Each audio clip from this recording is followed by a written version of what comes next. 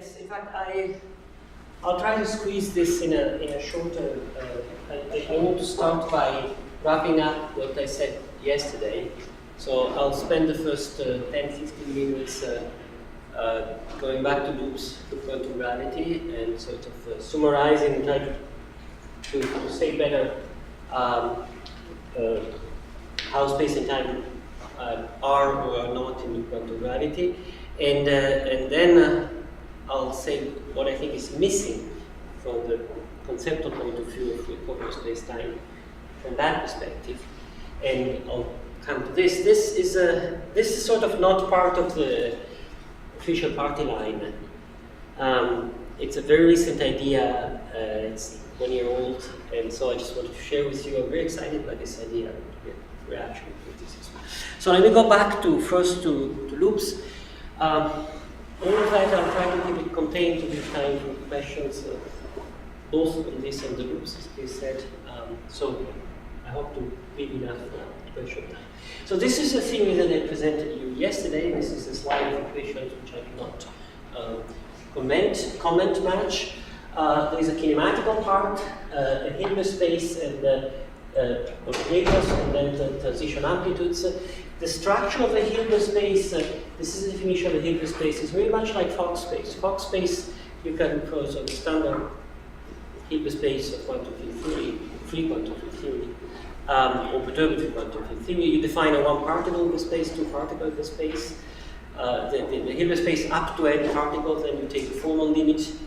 In reality, you never use this limit when you do calculations. Okay? So you always work with a finite number of particles arbitrary. Finite, calculations. Here is similar. The Hilbert space is defined as a suitable limit, and of course there's all the mathematics of how to take limits in Hilbert spaces. This is under control. Of a family of Hilbert space labeled by graphs, and the graph here it's crucial to get an understanding of the physics of that. The graph, careful, is not a graph in space-time. It's an abstract graph. Okay, so it's a graph in the sense of graph is a set of things called node, finite set, and then links, namely a subset of the couples, of the set of couples, which you can draw in this manner by putting a link between nodes. I'm not going into details at all, right? This is oriented and blah, blah, blah, blah. For each graph, there's a Hilbert space, which is very simple. It's just a space of wave functions on sort of one SU2 group elements per link, with a certain symmetry of the nodes. This is the divided by SU2. The n is a symmetry. N is the number of nodes. N is the number of links. This is exactly the phase space of lattice QCD. So the theory resembles a lot QCD over lattice. The difference is that nothing in the dynamics gives a fixed size of the lattice. The size, it's given by the operator, by the state itself.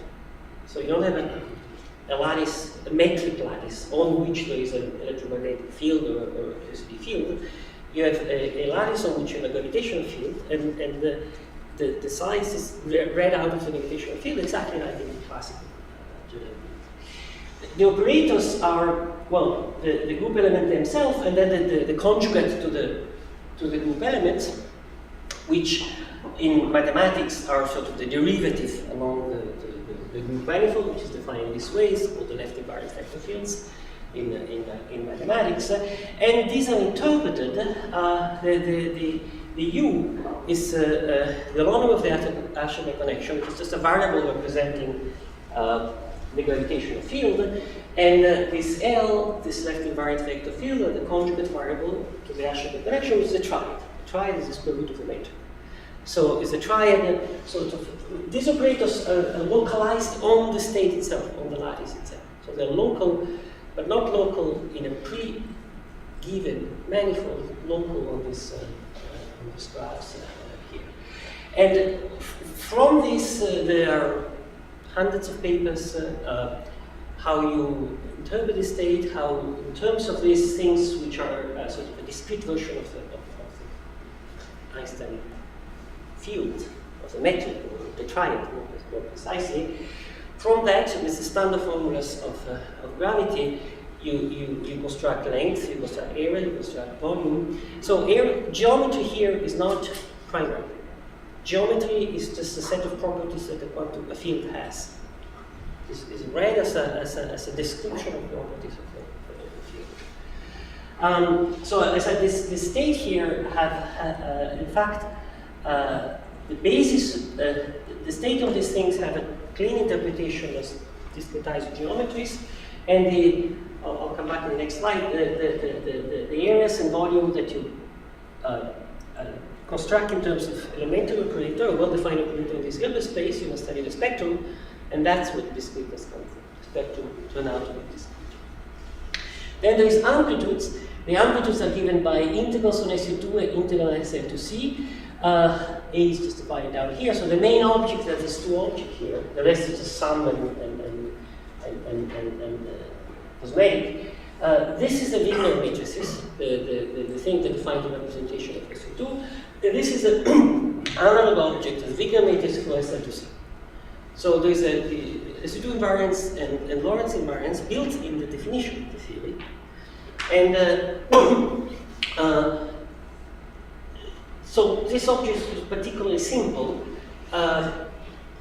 Inside here, one can read out the Einstein equation in a number of ways. The intuition is in this and the next slide. A field is a continuous something on space, or space-time. When you look at the quantum property, you look at the granularity. This is electromagnetic field and photons. Careful, quantum granularity. Right? Photons are not things which are there. It's the way the field interacts with you. Quantum mechanics is not about the states. It's about how a system affects another system. So when light comes to me, it arrives little grains on my retina. Carlo, just go back to so when you calculate these, are there matter fields in there? This, I've given here the theory, this is the equation that defines the theory of pure gravity. The theory is defined with matter. So in the same Hilbert space, you can you can take this Hilbert space and tensor with the Hilbert space of matter. It's much more easy than what one would think, because in a sense, it's like matter. It's like doing lattice QCD on a graph, which is a quantum discretization of geometry and not an arbitrary graph. So the mathematics of matter is easy then, when you couple with that. So you can couple Yang-Mills, you can couple fermions in a sort of... Sorry. So but the matter fields kind of live on the nodes, is that how it goes? Okay. So for gravity, so this is a standard field on a given space. This is gravity. Space itself becomes curved, and the quantum theory space itself becomes granular. That's a simple intuition of the thing. And these grains don't live on something. The relation between them is what makes space. Now, this is again the same equation as before. It's the definition of the Hilbert space in the operators. I just wanted to show how from this elementary operator you construct something that resembles the metric. The operator actually live on the nodes on the graph and on the links, and from that you can construct things which have a natural interpretation as describing a sort of geometry of a little polyhedron in each node. But as soon as I've said, so that's sort of intuition, but as soon as I've said that, I have to take it away, because the key point, where is it? Yeah, the key point is that if I want to describe the geometry of this thing, I find operators that don't commute with one another. So these are little chunks of space in the same sense in which an electron is a stone that rotates. An electron is not a stone that rotates. Why? Because you cannot have an angular momentum vector well defined, because Lx, Ly, and Z don't commute. So if it is a stone that rotates, it's a fuzzy stone that rotates in a fuzzy way. So the geometry of this is fuzzy, it's not sharp. Okay? Unless you go to classical limit, you don't see this. So why geometry is quantized? First of all, because these things are fuzzy. The shape is not sharp. You cannot make it sharp. Second, because the operators have discrete spectrum, so the area and the volume have discrete. And third, because a generic state is a linear superposition of things like that. Standard quantum mechanics. And once again, I keep repeating it, these are not states in space-time, but they're states of space-time. Now, the two main theorems on which this thing rely is that this transition amplitude which I defined, or be honest, the version with cosmological constant of this transition amplitude are finite. This is a theory. It's fine. Second, there are a number of results. I just put one, but this is a theorem. The amplitude in a suitable limit, in appropriate limit, sort of cosmological constant small and Planck constant small, is the exponential of the, not of the Einstein action, but the Regge action, the discretization of the Einstein action. So when you compute a complicated thing, this is like a discretization of a path integral over geometries. It's a well-defined version of the discretization of path integral over geometries. Now, there are many books on that. There's a highly mathematical book like the one of Tiemann. These are my own two books. There's an old book, 2004, which was much more in depth for the conceptual foundation of these things here, but doesn't have the equations. I just show you the covariant formulation, the transition amplitude, the theorems, the finiteness, all that. This is a much more recent book, it's a couple of years ago, which I did with Francesca, which is much more simple than this, much more introductive, much more straightforward. Just go there to find the theory and it tells you how to use it, and it has a recent thing. I'm just putting my own stuff. The literature is large. Books is good by Bernie Pulling, by Ashka. And once again, how space and time come in? Well, they don't. You have to read them out from the theory itself. In the slides that I gave you, there's no x, there's no t. It's nothing that we always have x and t. How do you compute things? Well, the key idea that you identify a quantum system with a space-time region. So you want to compute what happens here. So quantum mechanics is a theory of how systems affect other systems. So how space-time region affects something which is outside. Okay? Then you will compute how this affects something outside, and so on.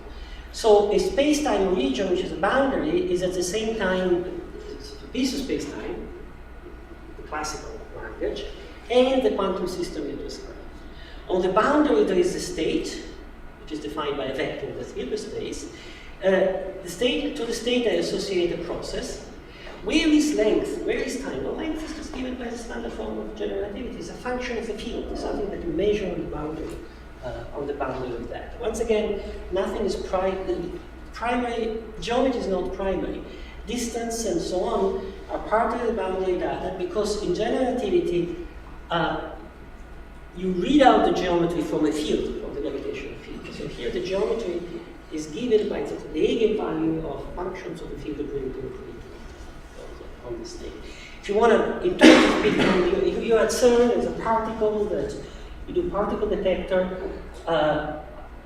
How do you do this in the theory? Well, you take a region where all this is happening, including gravity, including the gravitational field. The measurement of where the detectors are, and the measurement how much time has passed between them here, are integrals of g mu along the boundary. So are operators on the boundary. So space as an entity and time as an entity, Democritus non-being, Newton's God sensorium, Minkowski space-time, Einstein metric manifold, just evolves, and each time we've understood better this thing, it's this quantum gravitational field. So if you want to do if you want to be a substantivalist, you can't. This is space-time. Of course, it's very different. It's not a manifold. It's not a four-dimensional manifold. It's a very, very different, complicated thing. It's a thing, if you want to call it space-time. But it has very little of the characteristics that characterized space or space-time previously. Okay? Newton says that space exists insofar as something very different from matter. It doesn't have a dynamics and so on and so forth. So this has a dynamic, it's very similar to matter, but it's so on. You may call it space or not, you just call it quantum gravitational field and forget about calling it space. Nevertheless, localization, so space as a way of localizing things, as a relation, of a way of saying where, are in the theory. And are in the theory sort of twice in ways which are strictly related to one another. First of all, when I interact with something, the locus of interaction is part of the foundation of the theory. So I'm interacting. The quantum events happen at interaction between the region and happen with respect to whatever this region is interacting with. On the region itself, the space has a structure which is a spatial structure. We know which points are next to which one, which operator represent operations next to which one. Okay? And time, I'm getting to close, and then I shift to time. Well, time, this is Aristotle's definition of time. What is time? It's the measure of change, right? That's time, that's sort of relational time. Time not as an entity that exists also when nothing happens. Time as a way of counting. It's obviously in the theory, because you're computing change, you're computing transitionalities of changes in the theory.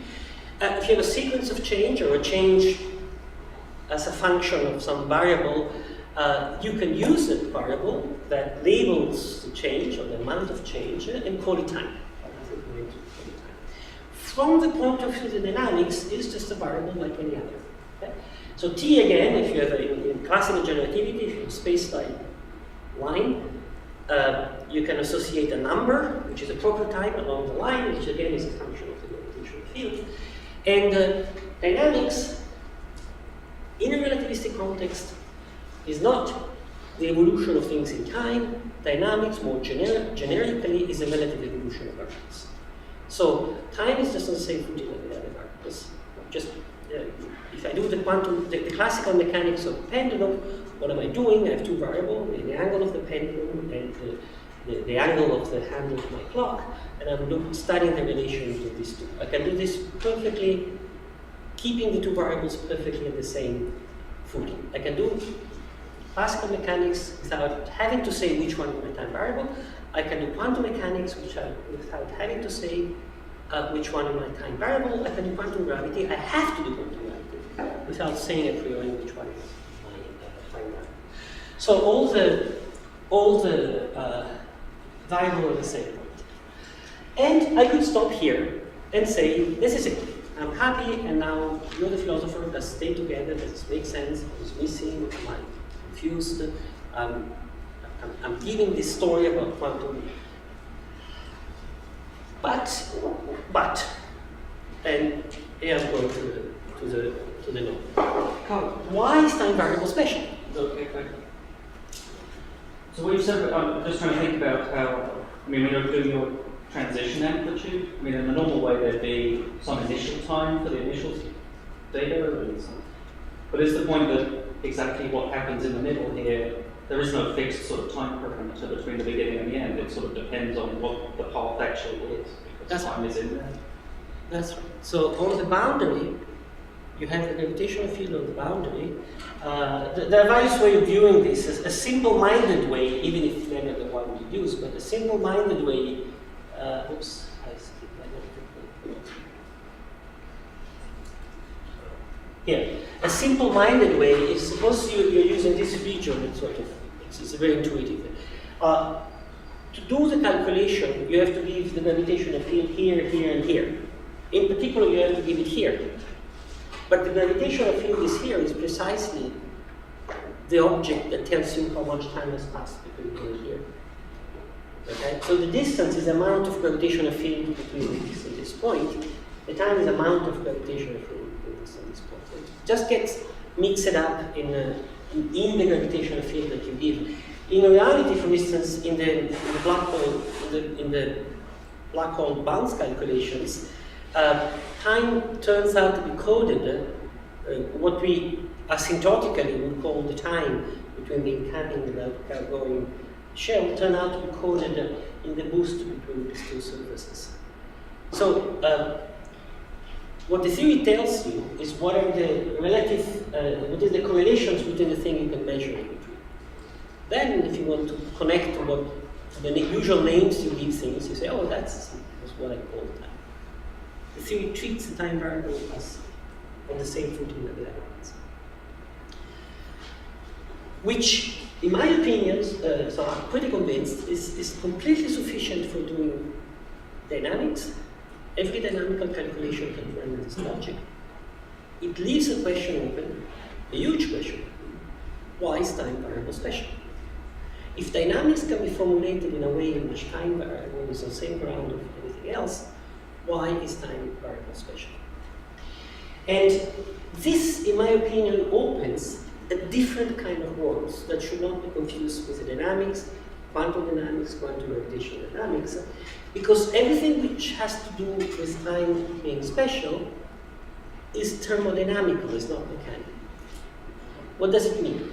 It's something that emerges when we do thermodynamics, namely we know what we do with thermodynamics and suppose what everybody else when we do statistics.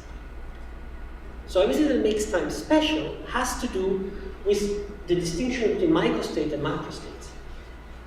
Between the step when we go to a sort of full description of the system with all its degrees of freedom to a coarse-grained description of the system in which we ignore some or a large number of degrees of freedom except the microscopic one, is there that we see time becoming different than anything else.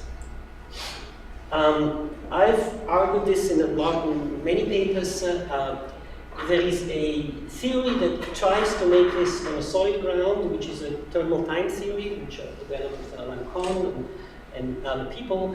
The main idea is that when we study physics, we say, okay, there is a time flow. Given a time flow, there is a special state, which is a statistical state, equilibrium state, Gibbs state, e to the minus beta h. How do we play this when we don't know what is among the variables, the time variable? Well, we play it the other way around. If we have a mechanical system without a preferred time variable, one variable is preferred time, if we have a statistical system, namely if we have ignorance about the microstate and only have a macrostate, then a statistical system defines a time. This is the idea of that's not what I want to talk about, because I want to talk about a corollary of this, which is a question I think everybody who has started to think about time has had, why is the future different from the past, right? What makes one direction of time different from the other direction of time? And that's good. So, I'm good with time. That's the idea, the recent idea, which is a perspectival interpretation of the time arrow, which I want to tell you.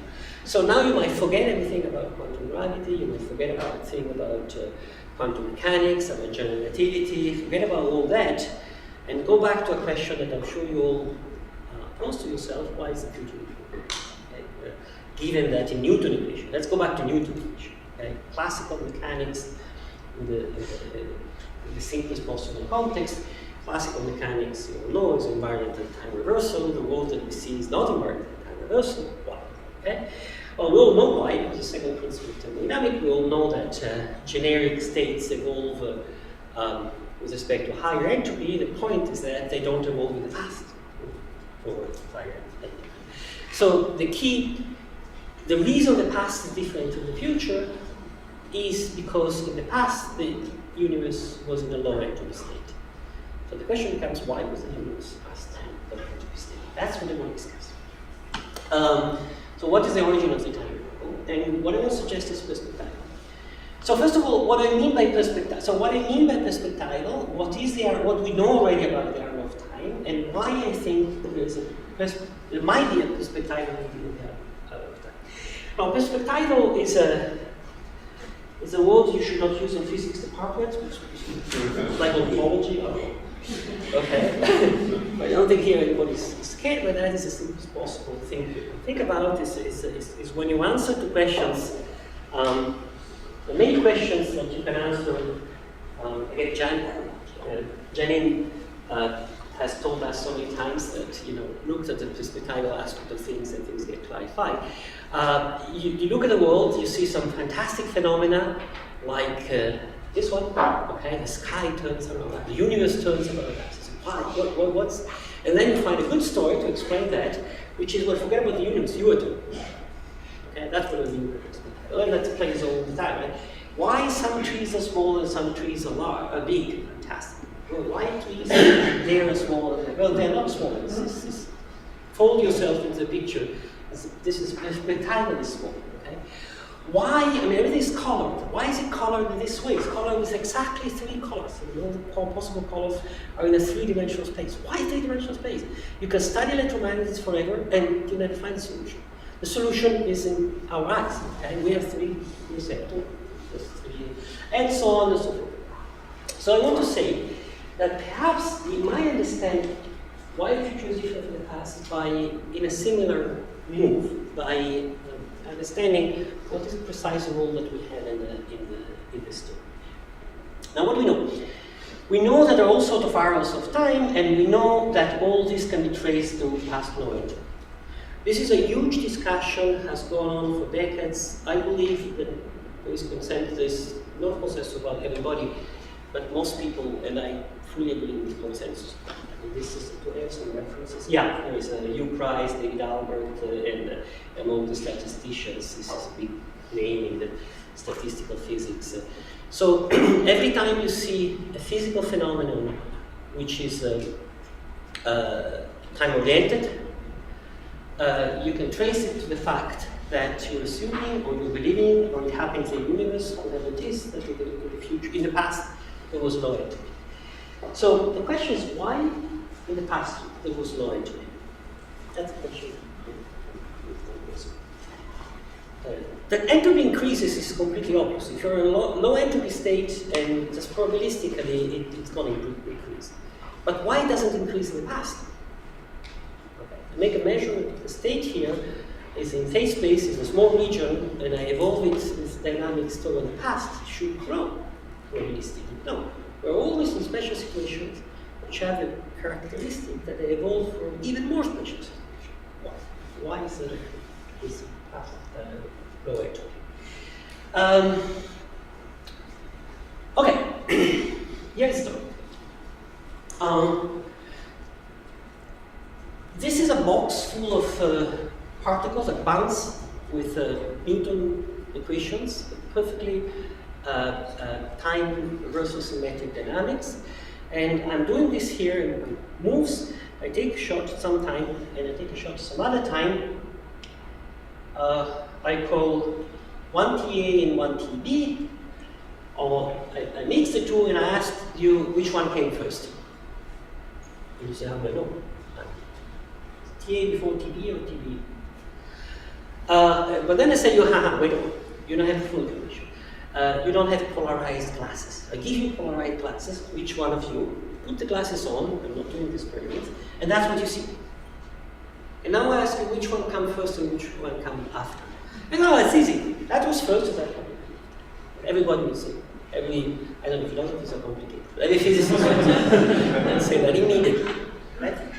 Why? What is the story? Well, I can run as a physicist would say, well, because the entropy is lower here and higher here, the entropy goes up, or so that's direction of time, and that's the way you can play it precisely. You can kind of sigma the set of the yellow balls, and you can choose an observable, which is the average value of the average position in this direction of the yellow ball.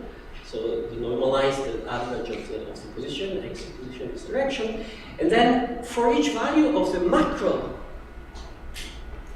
observable A, you can assign an entropy, which is the number of microscopic, of microstate. Okay? And here, A is in the center, and here is displaced, and it's a very simple calculation to see that there are many more states of the sort than the state of the sort. So you say a system goes from a state which is low probability to a state which is high probability. That's the definition of the entropy. The entropy is sort of the number, the region of phase space where the observable A has that particular value. But the second law is unreadable here. It says that it changes with time, increasing. Okay? Completely clear. Everybody who takes course of physics knows that. So it goes in that direction. Now you took away your glasses, but you're happy because it's. But I say, oh, actually, I have some other polarized glasses here. Let me give you the other polarized glasses. You put the other polarized glasses, and what you see is this. Oh my God. Okay? This is the movie I've seen. So now you see that the red ball are all concentrated and at TA, and if you see this, well, this tiny goes in the other direction. Now, the same balls have two properties, okay? They have a little bit more red and more blue, or a little bit yellow and more blue. One glass is one. This is a perfectly coherent story with all the physics we know. What's going on? So you can run the same argument as before and be convinced that the true direction of time is the opposite of before. So what is going on? Well, what is going on is that entropy is not a property of the microstate, it's a property of the microstate and some Coarse graining. Okay? So it's a property of the microstate and some macroscopic variable that is determined by what? By the way you interact with the system. Not by the microstate of the system itself, but the way your interaction with the system. So, if with respect to one definition of entropy, with respect to one set of macroscopic observables, entropy may grow in one direction, with respect to another, might grow in another direction. And it's immediate to say that for given a system, given a history of a system, you can always pick up some Coarse graining such that the entropy is increasing in that direction, and some other Coarse graining such that the entropy is increasing in the other direction. How? Well, just paint in one column the balls which are rolled to the right at some end, and then the other column the balls that go on the right. And this defines two macroscopic observables for which time in this sense goes in opposite direction. So if it happens that there are some observers which interact with the system through those coarse-grained macroscopic observables, for them, entropy goes, for one goal, entropy goes in one direction, for the other goes in the other direction. So the message is entropy increase can depend on the macroscopic observables, defining coarse-graining, in addition to the microstate of the world. This is a fact, and I state it as an obvious thing. I write it conjecture because then some mathematicians say, no, but I think it's a very, for a physicist at least, it's a totally plausible conjecture that given any micro history, there is a definition of coarse-graining such that entropy goes in one direction, and the definition of coarse-graining such that entropy goes in the other direction. And of course, all sort of many more definition of coarse-graining such that entropy just stays. Let's go back. Why the state of the universe, the initial state of the universe is so passive? Okay, there's this huge discussion about that. Entropy depends on the microstate of the universe, but also the coarse-graining. So here's a suggestion. Maybe it's not that the universe near the Big Bang was an extraordinarily strange state, microscopic. Maybe we're looking at the universe through eyes, observable interaction, which are very peculiar, which pick up low entropy in the past. That's it. Yes? And of course, graining is allowed to be time dependent. No. The co-screening is not time dependent. The setting here is that I have a phase space. I fix a history, so a line in phase space. My co-screening is defined on the phase space, so it's time independent. And now I can define a co-screening such that the partial region is small and the arrival region is large, or vice versa. Okay? So entropy is really dependent. So now, I want to insist that the co-screening is not a mental, I'm not doing idealism here. I mean, I'm not in Heideggerian, right? No. The co-screening, it depends on the glasses I gave you. It doesn't depend on your spiritual being outside physics. With some glasses you saw something, some other glasses you saw something. And we see the walls through some peculiar glasses, which are the actual interaction we have about the world. So I'll skip this because I want to say this. I skip this. I want to say we always talk about entropy in terms of the way we interact with the system. I'll skip this because I don't want to. So let me make a little bit more complicated model. I take the same story as before. I have these particles here that bounce around. I call them heavy particles. And imagine that there are other particles which interact with this with some time interaction, which I call watcher particles, small particles, those ones there. Okay? I just draw them there. So I'm building some fancy dynamics to make a point. And each one of these, so I have 2 to the n of this, n particle and 2 to the n of this. 2 to the n is a number of subset of n.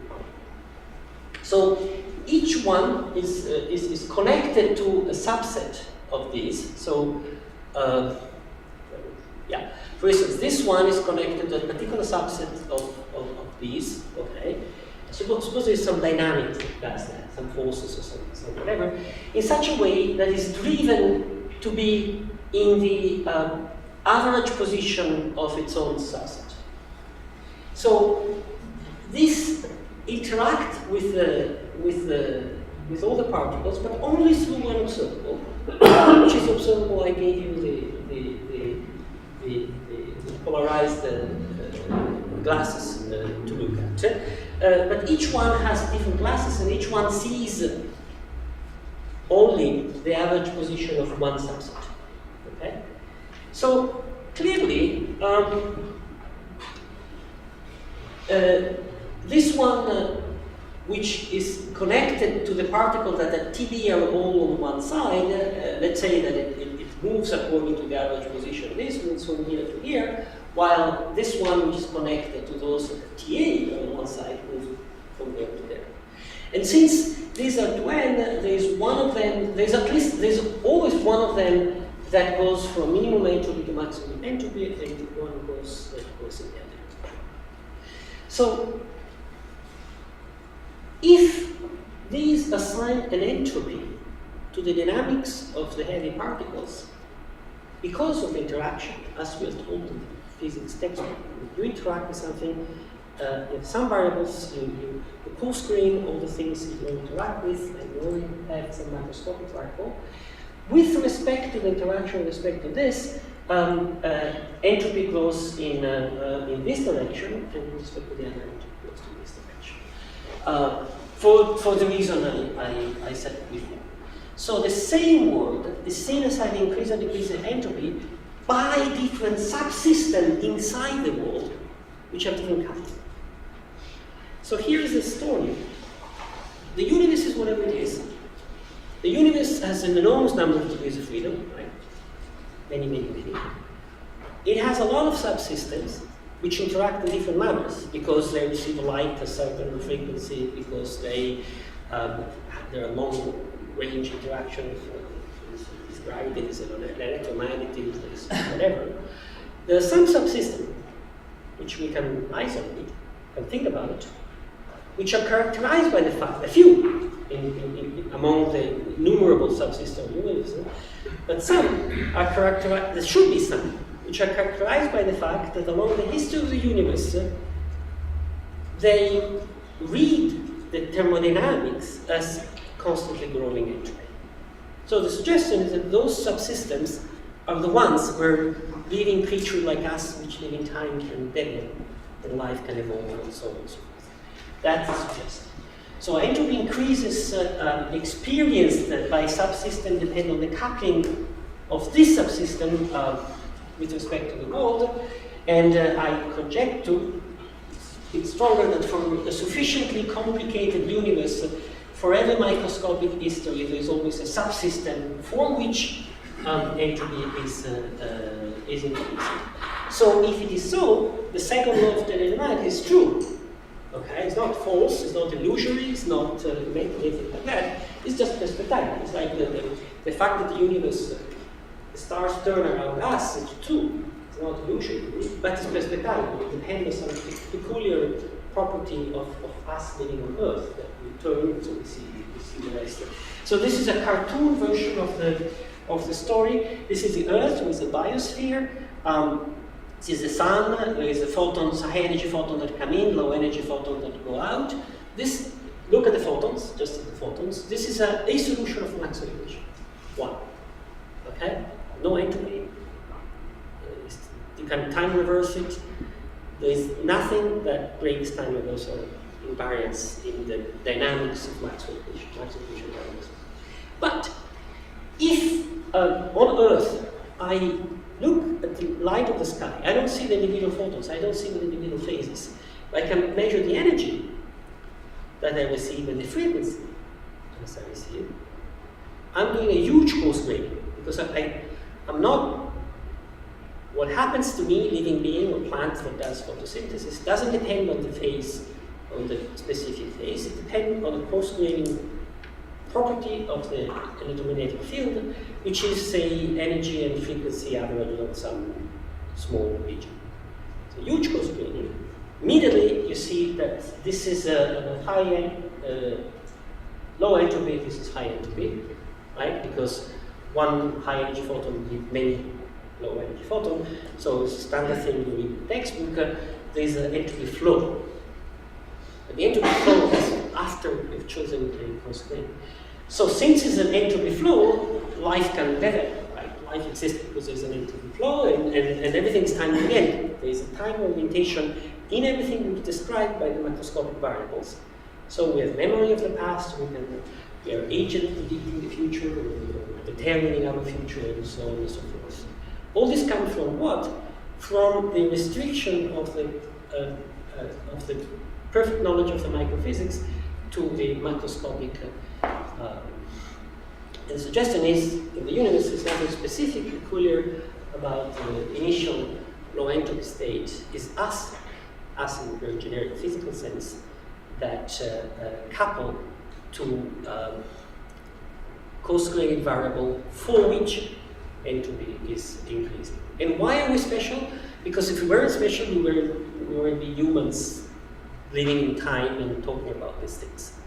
So this is sort of the weakest, the good version of the topic, right? The weakest one. Okay? Why are we on Earth? Well, that's what we are. Nothing deeply entropic in that. Okay, so this is the story. I think I've used the time I wanted to use. The suggestion is time arrow comes from initial low entropy. Low entropy might be perspectival instead of a property of the microphysics of the universe. Story is recent. I've discussed a little bit with some people. It's still, I've written a paper on this, then I got a lot of discussion, criticism. I have an updated version of the same paper. I'm not sure I believe it, but I want to read it. Thank you.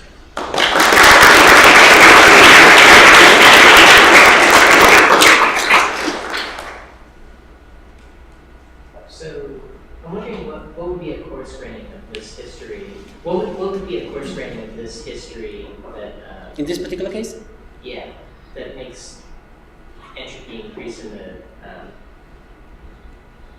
the direction of the photons, the outgoing photons coming back to the Earth and sending back. From the past to the future, the direction. Going from the single equation of the Maxwell equation, which has a wave that comes in, to just the amount of energy deposited by light per interval frequency on a millimeter square of your quantum. And this gives a huge swing because all you're ignoring all the high frequency, you're ignoring all the phases, you're ignoring almost everything, and it creates an immense entropy flow, which is what the biologists consider the entropy flow that allow life to happen. That sounds like the forward time direction. It's the right direction. It's the right direction. Yeah. So what would be a course grading that makes things go the other way? Sorry? What would be a course grading that makes entropy increase in the other direction? It's a good question. I don't know. I can try to make up a story, but it would be, you can fish into the microphysics variables that have. It's like the glasses. Imagine that you try to make up. Sorry. Imagine that you take all the directions of the outgoing photons and paint red all the one that goes toward Antares and yellow all the one that goes toward Andromeda. And now imagine that you're able to see those ones, to distinguish those ones. And then entropy obviously will flow in the other direction because they get mixed. When they come in, they're completely mixed. And when you trace back in time, they're completely mixed going to the sun. I'm just making this here. But there's nothing that none of the microscopic phenomenon on Earth couples to that observable that I just described.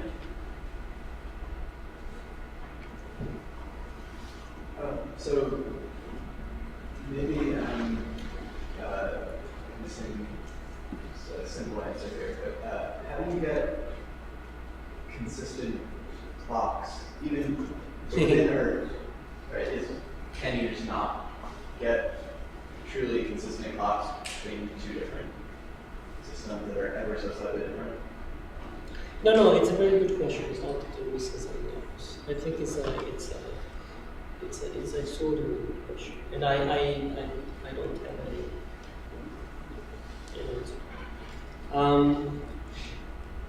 answer. This question was posed to me. I decided I had to think about it, and I never did. If you share macroscopic observables, then you share a definition. Right? So to the extent in which two subsystems, how would I put it, measure one another, communicate via common macroscopic observables, they share the same entity because they're doing the same possibility.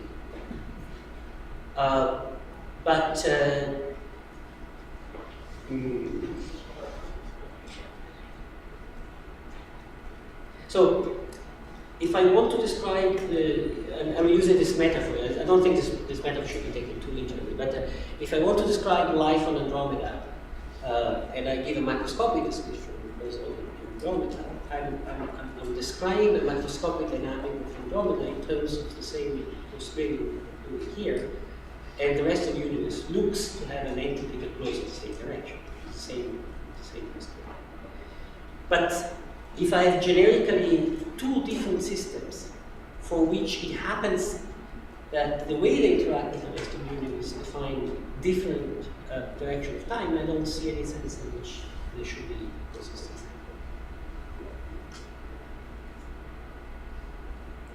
So for philosophers, there's a sort of natural analogy. I wonder, the first time you presented this, I wondered what you thought about it. Do you know the guru? No. Okay, so it was a puzzle that was noticed by Nelson Goodman back, and it's about change.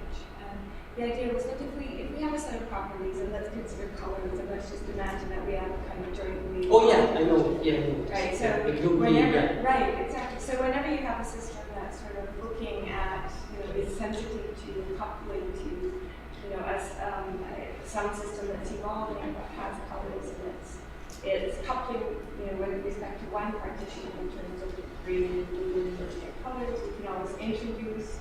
A partition, yes. definable in terms of it. One system will see change, the other system won't see change. There's nothing built into the fabric of the universe that says whether or not there's change. It strikes me that this is very simple. And I was wondering if this seems like a natural analogy.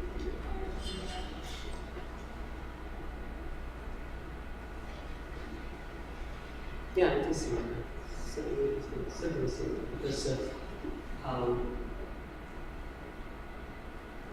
Because in both cases, it's how you group things. Yes, exactly. Yeah, I mean, I think the one difference is here you're talking about coarse grained rather than just partition. Yes. But otherwise, formally, it's. Yeah, it's similar. Yes. Right. I'm really interested about the emergent space-time theories. So my question was about thermal time. You mentioned. It's usually stated that when you obtain an irreversible result from a reversible law, in the way you make an assumption that is irreversible in some sense. For example, when you use the second law of thermodynamics for statistical mechanics, you have to assume molecular chaos. Yes. My question is but the breaking of time reversal light doesn't come for free. yeah. It's always. So there is an analog situation in space-time. There is like a molecular chaos to the use of this thermal time. In the thermal time context, thermal time is oriented. It took a while to realize that. In fact, it was our concept. Finally, totally convinced me.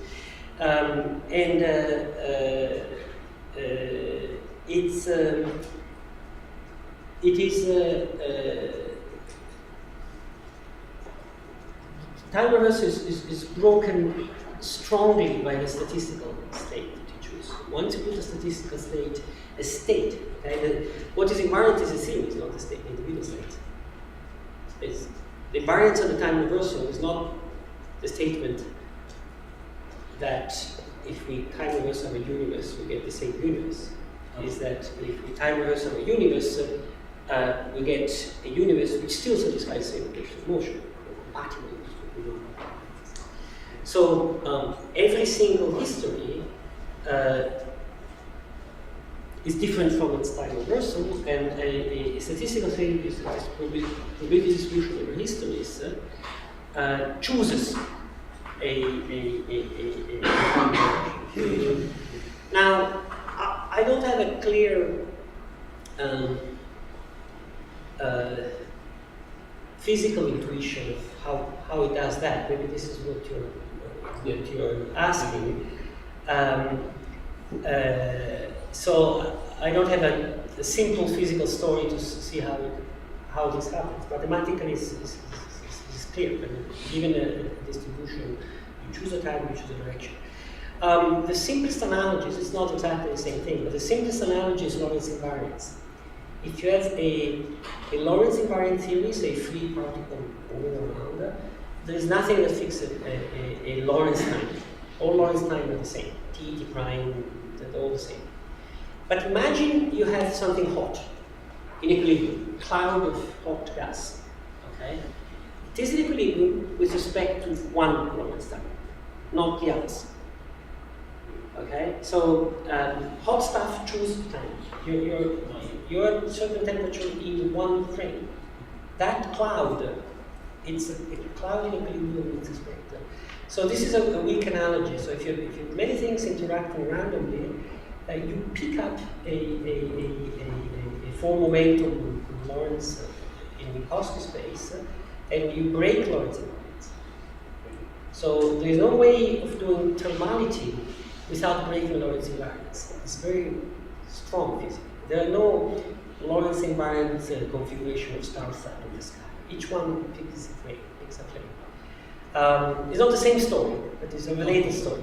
In a theory in which time is completely mixed, which is formulated in a way that time is completely mixed with the other variables, the theory doesn't tell you which one is time. So there's no Hamiltonian, no Hamiltonian is zero, like in general relativity, there's no preferred time variable. A statistical state picks up the variable.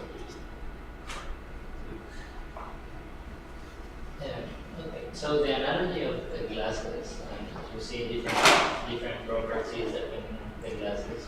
I was thinking, someone could say, well, you are not taking into account all the properties at the same time. So what you should do is to compute the entropy after making sure you take into account all the properties.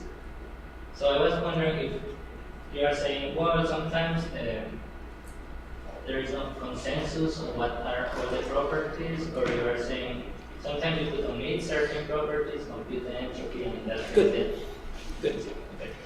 Good. So that's the core of the story. The point is that there's no entropy without a specific list of properties that you give. If you want to take into account all the properties, the entropy is zero.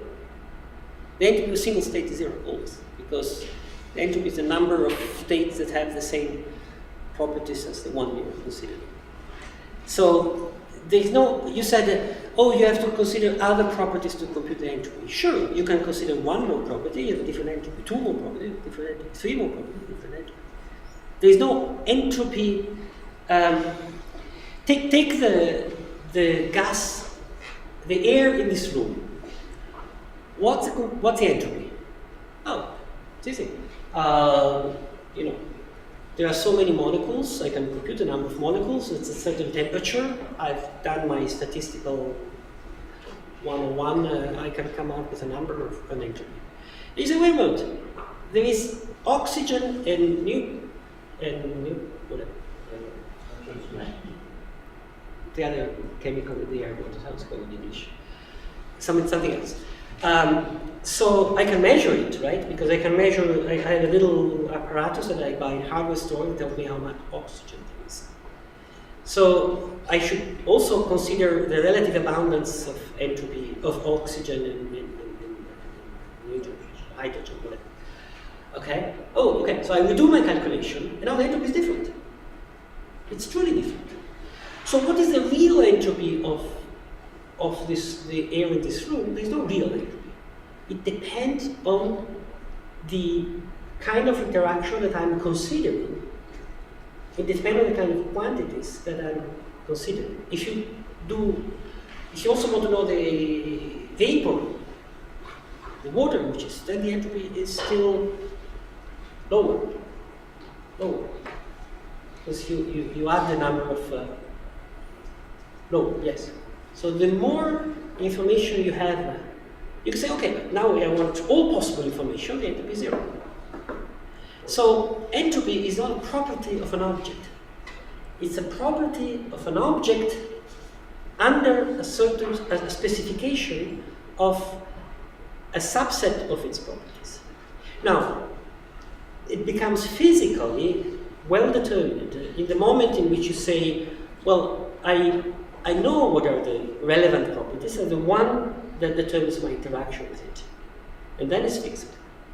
That was the slide I skipped. Because this is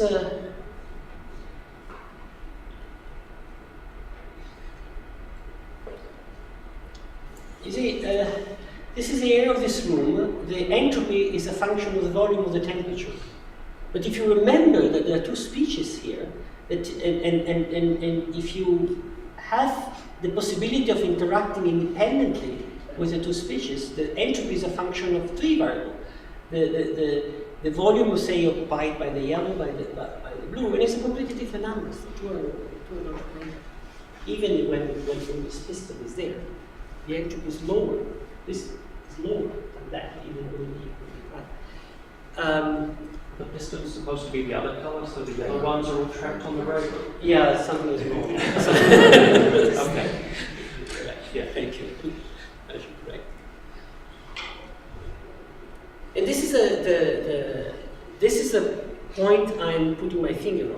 say the entropy of the universe. You just know it. The entropy of the initial state of the universe. It doesn't mean anything. The entropy, you have to, it's always implicit that under a certain constraint, which is determined by what? Well, you know, when you look at the sky, you measure this, and that, so this is a macro state. So the entropy is a property either of a macro state or of a micro state under a choice of constraint. It's sort of the entropy is a volume of phase space, including all the micro states that have the same properties which you choose as that one. Just one small, I think the rhetoric of calling it perspectival is a bit, even when you have relativity to say some class of properties, like they do a coarse graining, it might still be quite an objective and reasonably natural, no matter what those properties are. For suppose it turns out that any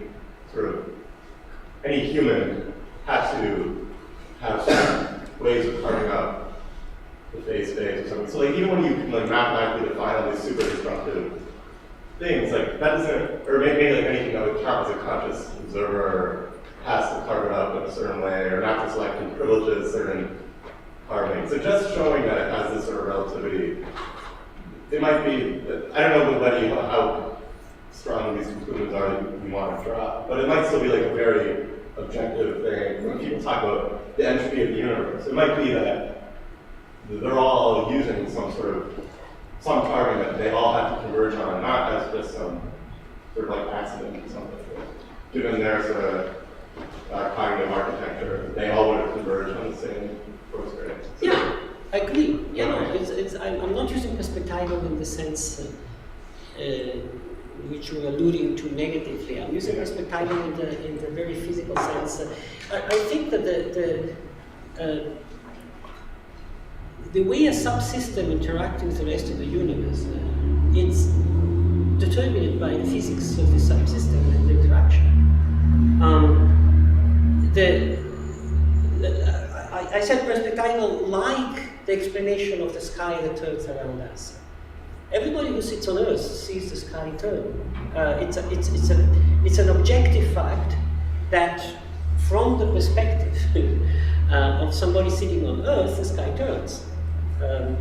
It's not arbitrary. There's nothing arbitrary, or there's no free choice here at all. A subsystem which interacts with the rest of the universe through some variables. These variables are less than the number of years of the universe, so these variables determine a coarse gradient of the universe. This defines an entropy. What I'm pointing out is that another subsystem, which has different variables, which have different interaction, is another coarse gradient. So entropy is not entropy of a system. It's an entropy system with respect to one subsystem, or it is a different entropy system with respect to another subsystem. But isn't your point those subsystems wouldn't be conscious, they wouldn't be biological, right? Yeah, they won't be. Those alternatives. That's right. So maybe you can envision some subsystem for which would pick up other entropy, other kind of coarse graining. But they wouldn't be conscious, they wouldn't be biological subsystems. So that's what I said. I was afraid you were saying something. Kind of subsystem yes. we are. Yes. Yes. There are some spatial subsystems which interact with the rest of the universe with variables for which the universe has entropy increase, and those subsystems are special because they live in a time-oriented world in some sense. So these are those that allow a physics where biology can develop, and presumably psychology can, awareness of flow of time, whatever, whenever we make sense of that, can exist. So you wanted to ask about? Yeah. I'm not sure what my question is in light of that last comment. So, I was picturing that part of the view was that in a world like ours, there were also conscious beings whose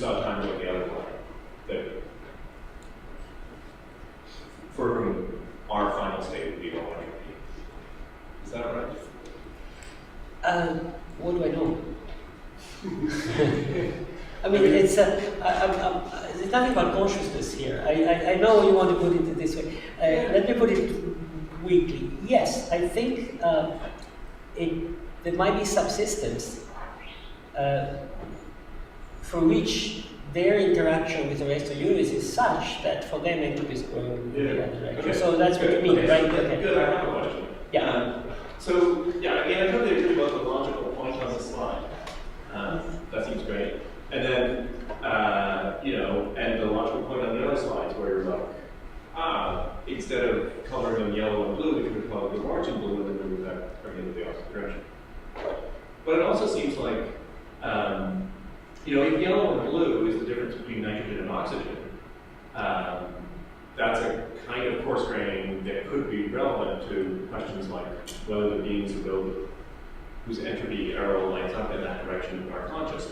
And if the orange and blue is completely gerrymandered, then because you're supposing the dynamics is ergodic, it just couldn't have anything to do with whether the beings go that way or conscious. And the reason why I'm thinking that is, with yellow and blue, like we can, in principle, we can build machines that, if it's nitrogen and oxygen, can look at the parts of the box at the initial time and say, oh yeah, nitrogen, nitrogen, nitrogen, oxygen, oxygen, oxygen. Then at later times, we can also look at subvolumes and say, oh, nitrogen, oxygen, nitrogen, Yeah, we can keep track of the distinction between yellow and blue, even though the dynamics is ergodic, because it corresponds to a difference in mass. But if the distinction between blue and orange is just these are the ones on the left side of the box in the final state, and these are the ones on the right side of the box in the final state, at other times we're completely incapable. And because of the ergodicity, like any machine you could ever build is completely incapable of determining which ones are orange and which ones are blue at other times. And so it seems like you just couldn't have life hooked up to the orange-blue distinction. Yes, I agree with everything you say. But you're not contradicting anything. What you're saying, what you're saying is that given a subset of possible allowed interaction, you phrase in terms of distinguishable property or indistinguishable properties of the okay. But what is the meaning of some property distinguishable or they're not? The meaning that we have an interaction with this of one kind or a different kind. Yeah. So given the interaction, I'm not free to choose the co-scaling. That's what I'm saying. I agree. Yeah. That's exactly what I'm saying. The co-scaling is determined by the interaction. Right. So first come the interaction to the subsystem and the rest, and then eventually comes the direction of time. The universe is horrendously complicated. It's very mixed because light goes very fast. Everything interacts with a lot of other stuff in a very rich way. I expect that generically, given a history of the universe sufficiently complicated with sufficiently many subsystems, this is, I put it as a conjecture. And this is where you're doubting it, I think. I'm starting to think there is going to be, even under the way, I'm starting to think there is a difference between the two end states for you. Something like, so it's completely specified the laws of physics and we've chosen a dynamical trajectory. And it sounds like you think it's not even plausible that there are subsystems with interactions such that life forms in this direction but not in the other direction. And then that seems like closer to an interesting restatement of the puzzle. Of the second law of the than dissolving or something. I mean, a lot depends on what you say about the time reverse being.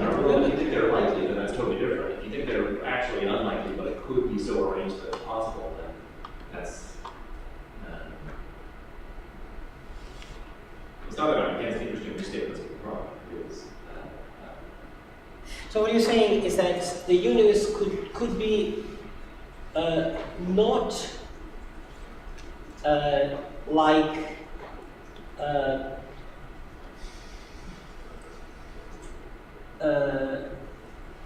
where is it?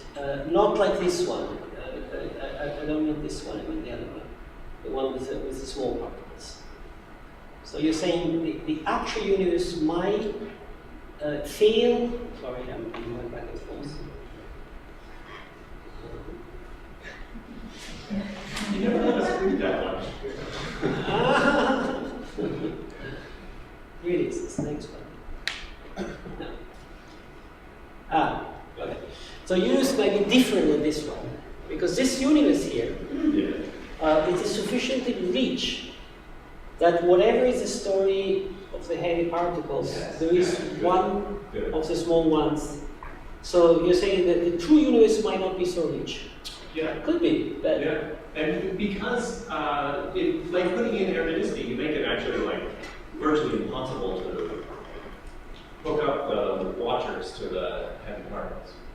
But if the dynamics of the heavy particles is really mixing and so on, then it just seems like there's no physical mechanism you can build that would allow the watchers to do their job. well, you're using your intuition one direction or the other. Why this intuition fails to the past? It doesn't matter. Sorry. Say it again. What? That wasn't good. If your intuition was correct, why entropy is low in the past? Oh, I have no idea.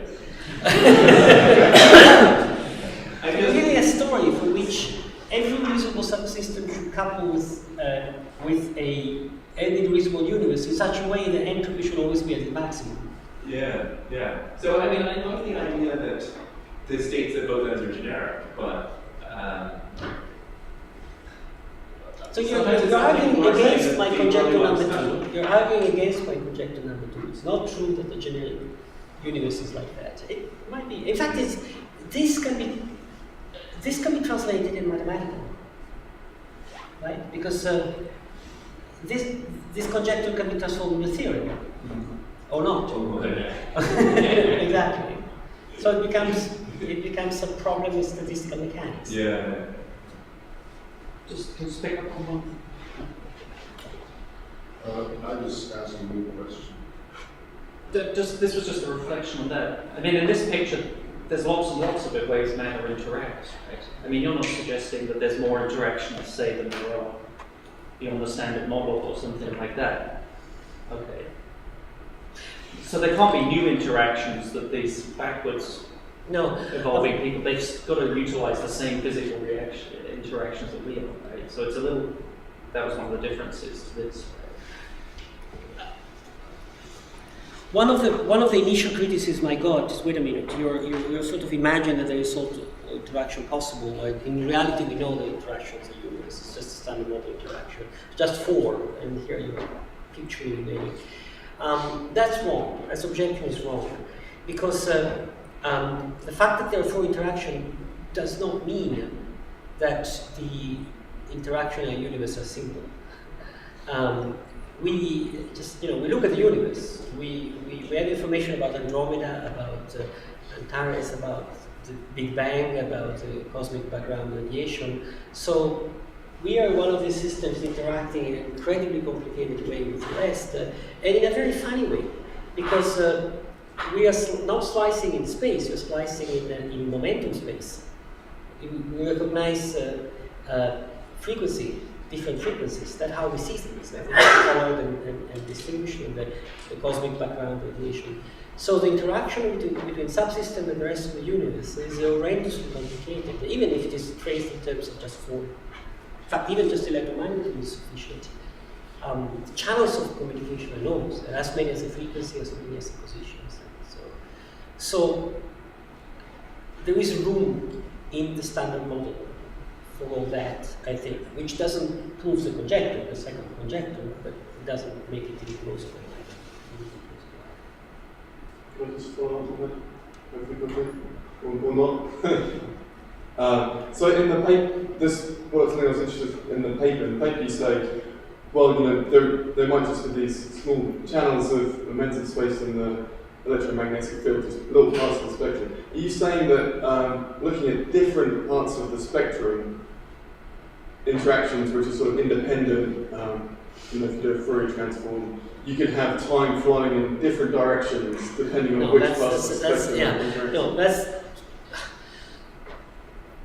that's too naive a version of the I'm saying,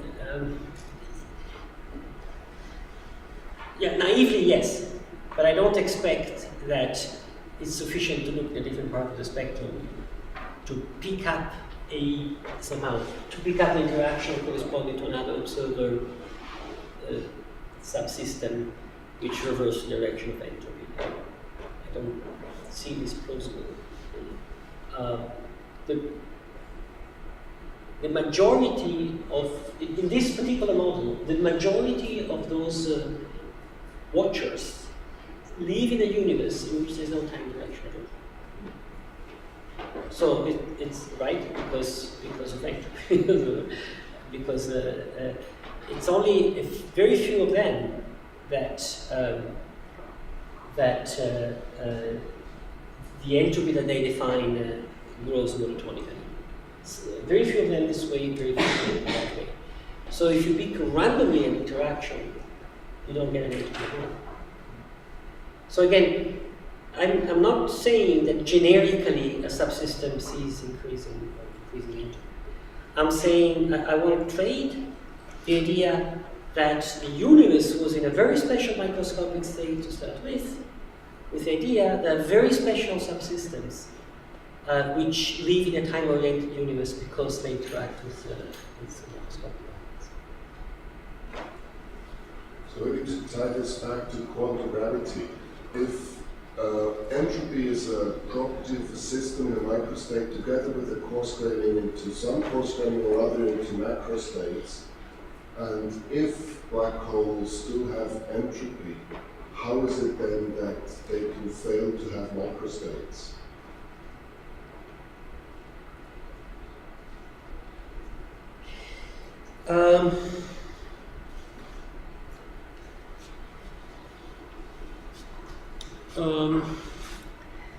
There are different ways of viewing entropy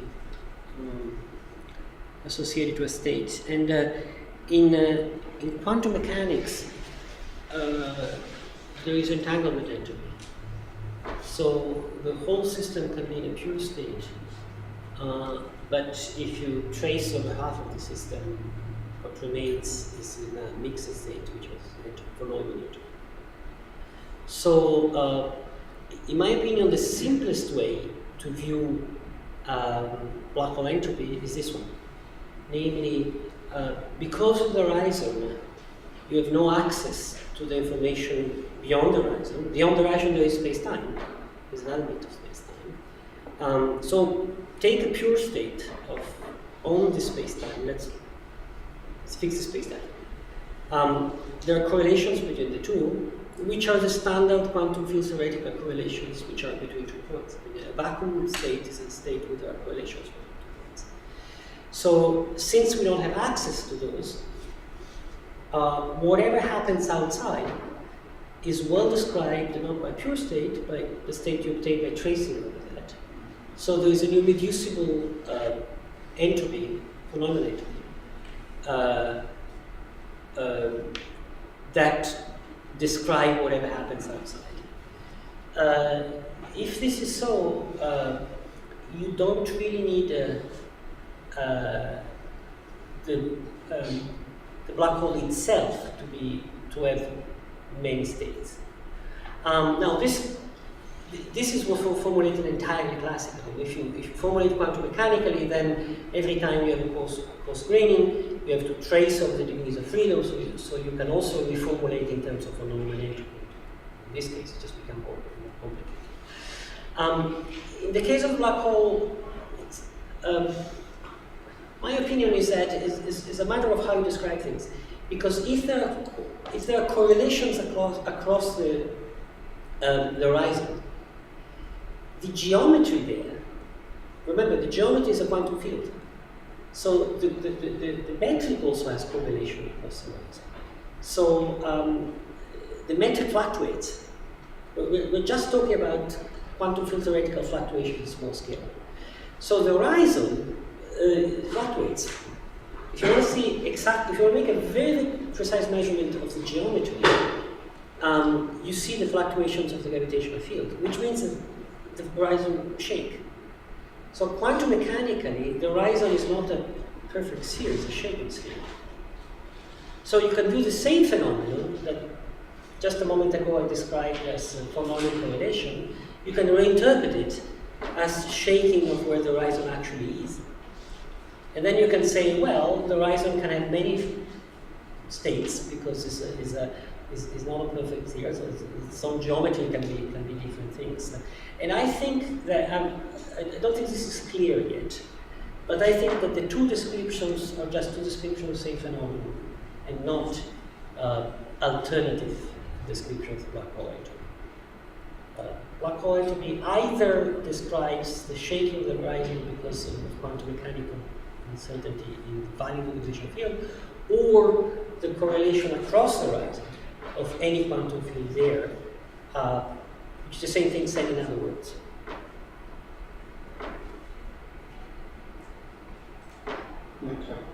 We ought to wrap up soon, I guess. More questions? Actually, I wouldn't mind, it seems much more important. I wouldn't mind going on with that and making my talk.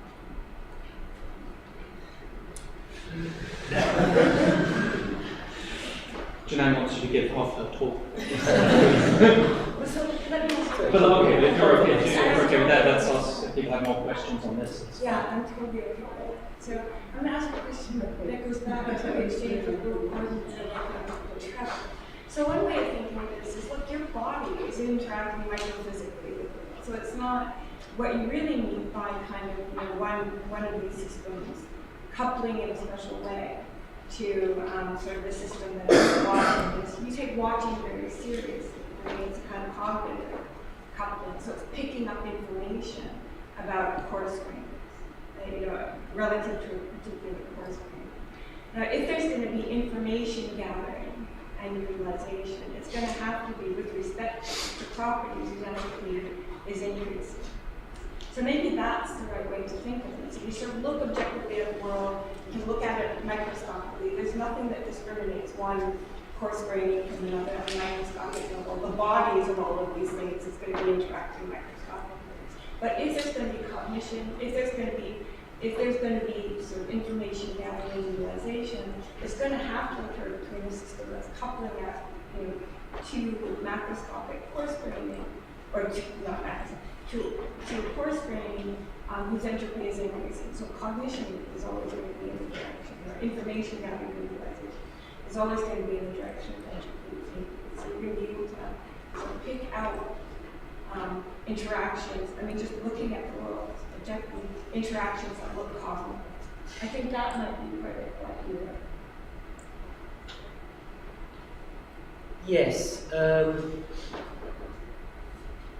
Yes, but I don't think there's one thing, there are two separate things here.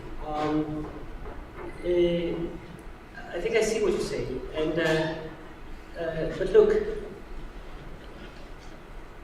given what you say, that remains what you say, nevertheless, the microphysics of my body entirely, everything, the complete microphysics of my body interact with the rest of the universe. It does not interact with all the variables of the rest of the universe. It interacts with a subset of the variables of the rest of the universe, not mine. Okay? So therefore, with respect to those coarse graining, even by the way my full microphysics interact with the rest of the universe, there is an entropy that describes the behavior of those variables I interact with. And the dynamics of these variables, so I interact with the universe, coarse graining the universe because I don't see I don't know. I am physically, it's not that I'm not interested in my cognition. My body is not affected in any physical way by taking an atom on the sun and displacing it by 2 centimeters. So that's a degrees of freedom which has no effect on me. The number of variables that have effect on me determines a macro state of the universe, and to that macro state I can associate an entropy counting how many microstates there are in the universe. Yeah. So there is a notion of entropy increase much before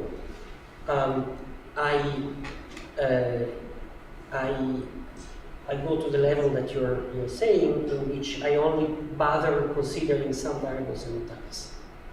In that sense, the example I gave about the Earth and the photons is a bit misleading, because there I sort of said, well, these are the relevant variables. And this one, in that sense, was misleading. If you go to the clean story, what I'm saying is that the way one of these watches move is not affected by the way one of these particles move. So there's nothing to do with cognition, nothing to do with information in the mental sense or in the information gathering system sense. It's just to do with the fact that the interaction between two systems might be determined by some properties of the system which are microscopic properties.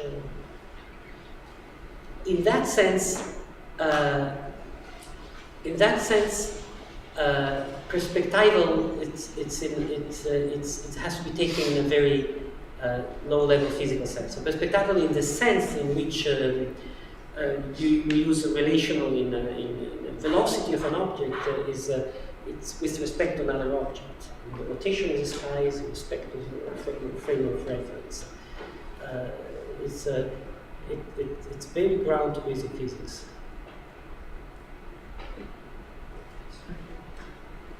And I think maybe this is just another way of trying to push the same sort of thing that Janan and Gordon were. Maybe it's a very sort of saying, I mean, to have something that's a biological entity or a conscious entity, it's kind of important that its parts are near each and local to each other so that they can interact in short time scales.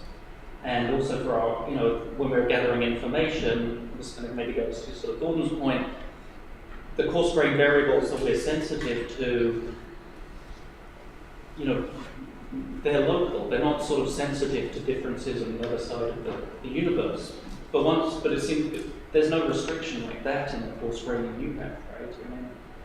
So when you're thinking there's a coarse graining, it could be the coarse grained variables are very sensitive to the position of some microscopic particles on Jupiter or something.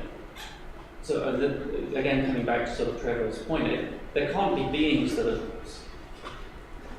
work that way. There can't be sort of conscious or biological beings that are kind of into it. I mean, you can imagine sort of variables in the universe that are sensitive in that way, but the being itself would have to be sort of distributed here and on Jupiter and the other part. No. So and then there just wouldn't be a biological or conscious being. So there's something. Go to old Palomar. Look in the telescope, and you can get a photon for one specific atom on Jupiter.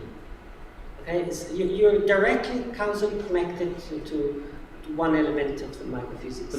But not where it is now. But only one. Right? I mean, where it was. Sorry? But not what it's doing now. I mean, of course, but that stuff has to kind of come here, and I mean, immediately we're sensitive to the variables that are in our vicinity. Of course, they're also correlated with things that happened in the past as well. Right. But the thing I'm thinking of, it's the being that would have to be. It's interacting with the electron, the molecule of what the atmosphere of Jupiter is, but whatever it is. It's actually like now. Yeah, it's the information utilization that makes the locality. Right. Yes. So can I get in? You can take that example of the Washer particles, and you can make a sort of example like that based on local interactions. So I don't think that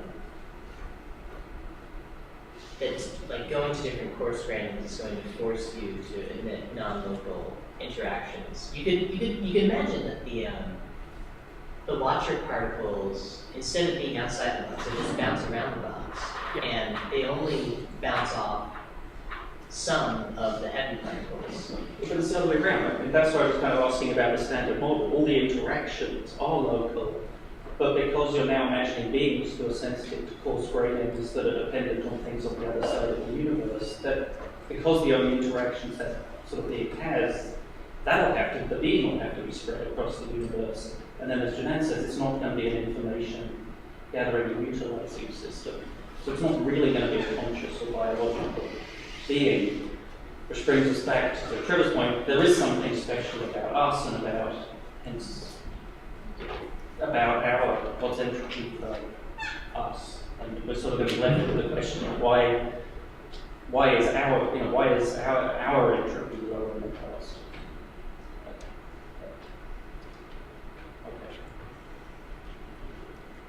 So the question you're asking is how is coarse graining it's bounded or constrained by locality? There's something important about coarse graining that ends up, when things are all in the entropy. It counts as ordered when everything's kind of localized in a small region of space. There is something special about that notion of entropy.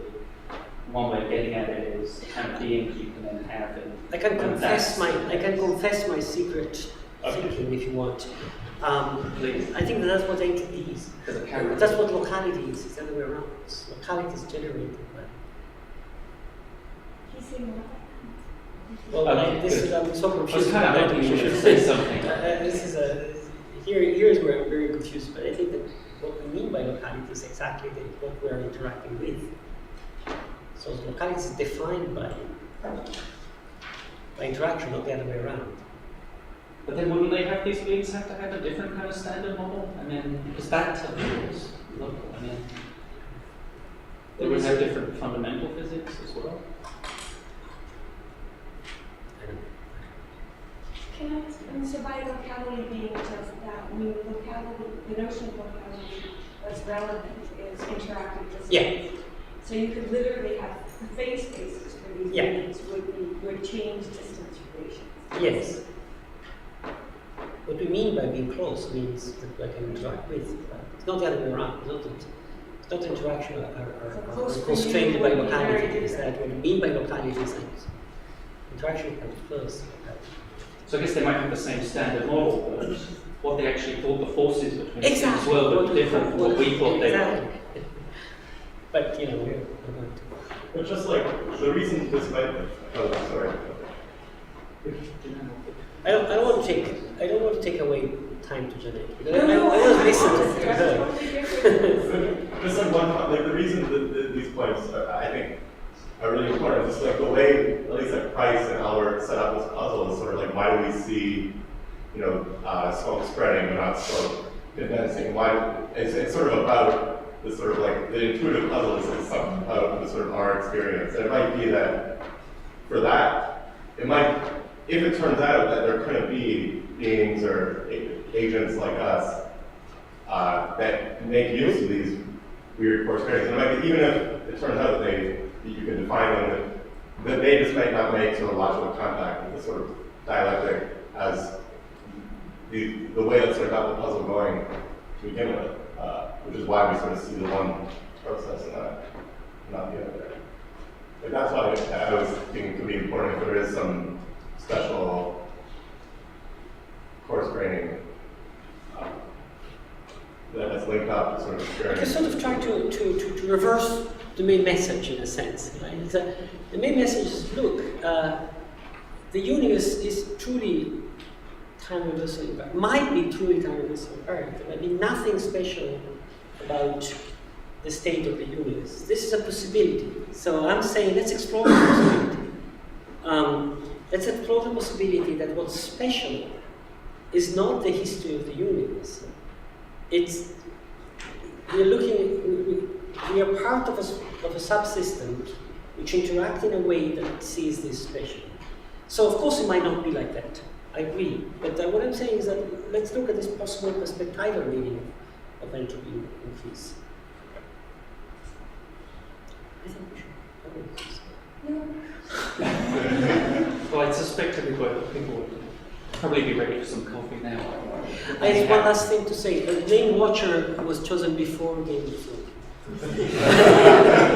Paper is before. Okay, thank you very much.